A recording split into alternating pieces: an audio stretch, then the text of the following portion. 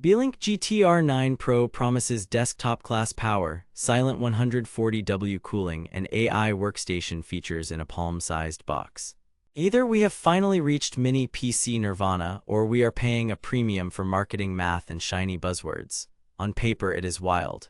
16 Zen 5 CPU cores with an XDNA2 NPU claiming 126 AI TOPS, a Radeon 8060S iGPU, quad 8K display support, dual 10GB dual USB 4, 128GB of LPDDR5X8000, and a vapor chamber cooler that supposedly stays near 32 dB. But here is the thing, specs alone do not tell you how it behaves under real workloads. I spent 2 weeks testing this exact unit for gaming, editing, AI workloads, and home lab tasks. I have put the direct link to check current pricing in the description, but before you click anything, let me show you what I discovered after 2 weeks of testing. What the GTR9 Pro claims to do is simple. Replace a bulky desktop with a near-silent, dewy-tall mini that handles AAA gaming, creative work, AI experiments, and multi-monitor productivity without breaking a sweat. The marketing promises are bold. 16-core Zen 5 performance with 126 AI TOPS for on-device AI. Quad 8K displays via HDMI 2.1, DP 2.1, and dual USB 4.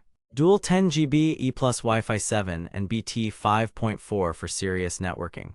140 WTDP with dual turbine fans at roughly 32 dB. Sounds incredible, right?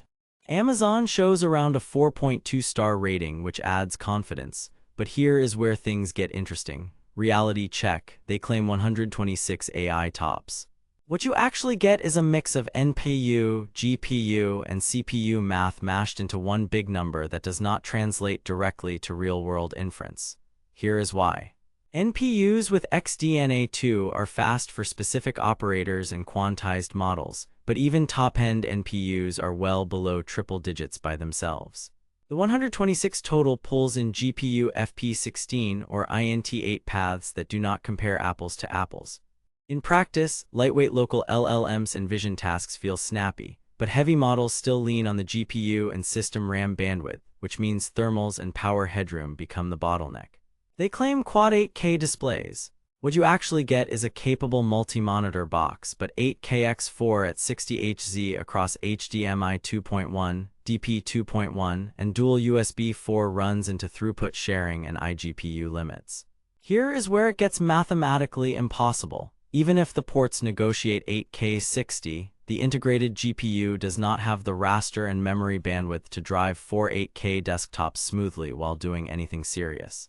2 8K or 4 4K panels for productivity worked, but pushing 8K across all four and then editing or gaming, not happening. They claim near-silent 140W cooling at 32 dB. What you actually get is a competent cooler that gets audible when the package pulls 100W+.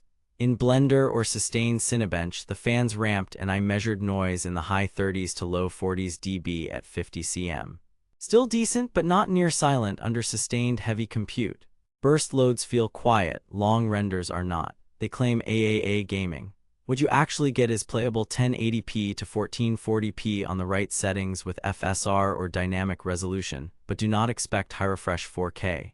The Radeon 8060S branding here reads like an integrated GPU tier. It is quick for an iGPU, great for esports and medium settings, but if your mental picture is desktop DGPU performance, you will be disappointed. They claim dual 10GB to run AI clusters. What you actually get is strong single-link 10GB throughput once drivers are sorted, but running both ports saturated plus USB 4 traffic pushed thermals and occasionally spiked latency. Fine for a home lab or NAS aggregation, but be ready to tweak drivers and firmware. Also, USB 4 bandwidth is shared. Chaining fast storage and displays can kneecap an external GPU or capture device. Here is where things get interesting. The 128GB LPDDR5X8000 is fantastic for large context models and Blender scenes, but soldered LPDDR means you are stuck with what you buy. The 2TB PCIe 4.0 SSD hit 7000 MBs reads fresh, then settled near 2500-3500 MBs on sustained writes once warmed, which is normal. But inside this compact metal box, the SSD can hit high temps without a thermal pad upgrade. But wait, there is more. The built-in PSU keeps the desk tidy but adds heat inside the chassis. Expect higher internal temps under long loads than a brick-style PSU design.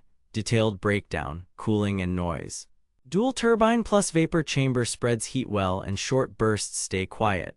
Long AI inference, Blender or 3D compiling climbed into the 80s on the package with audible fans. Not a jet engine, but not 32 dB either. Here is what nobody tells you. That 32 dB number is likely at a specific distance and partial load. Graphics and gaming. Esports titles are smooth at 1080p high. Modern AAA at 1080p medium to high with FSR is viable. 1440p is hit or miss depending on the game.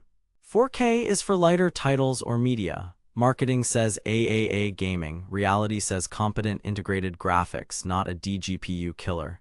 Connectivity and displays.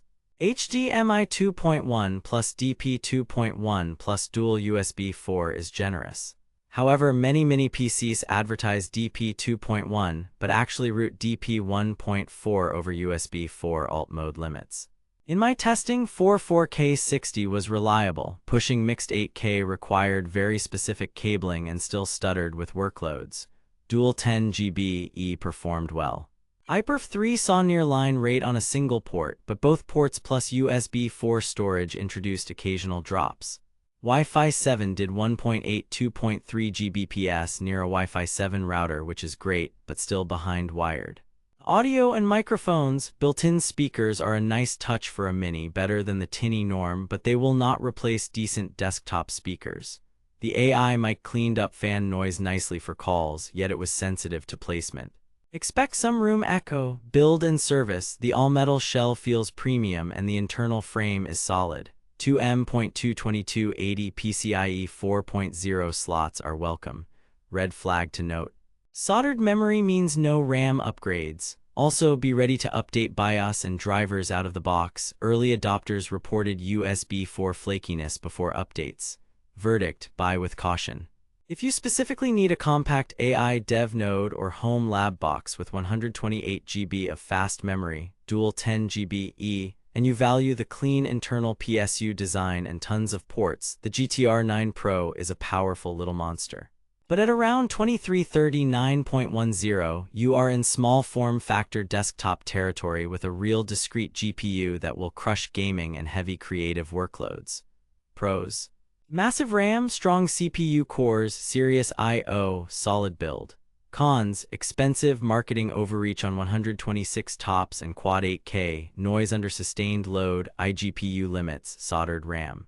Save your money for a DGPU SFF build if gaming or heavy rendering is your priority. Worth it if you are an AI tinkerer or multi-VM network nerd who values density. Stay savage out there. Thanks for watching. If this review saved you from wasting money or helped you find something actually worth buying, I have put the link to check current pricing and read more reviews in the description. And hey, if you do decide to buy through my link, it helps fund these investigations without costing you extra. Drop your questions below, tell me what you want tested next, and tap subscribe if you like no-nonsense reviews. Next up, the mini PC I would buy under $1,000 and the accessory that fixes USB 4 display chaos. This is Tech Truth Serum, signing off.